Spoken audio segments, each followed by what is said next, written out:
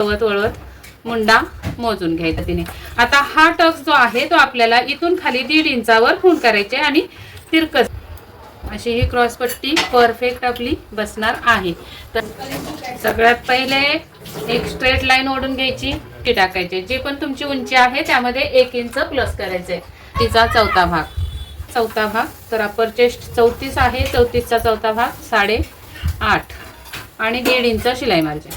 इथं शोल्डर टाकायचे, शोल्डर आहे 14, 14 चे निम्मे येतात 7, 10 तर 16.5 चे निम्मे येतात 8.25। आपल्याला त्यामध्ये लुजिंग ऍड करायचंय, म्हणजे आपल्याला खाली उतरावं लागणार आहे, म्हणजे मुंड्याची उंची आपली वाढवून घ्यायला पाहिजे। एक्स्ट्रा कापड शिल्लक राहणार आहे, त्यामुळे तुमच्या चुन्या पडणार आहेत फिटिंगच्या इथे टाकेच्या खाली, तर त्या चुन्या तुमच्या गायब होणार आहेत। 1 इंचावर एक खूण करून घ्यायची आणि तिथून मग आपल्याला हे कापड शिल्लक ठेवायचं।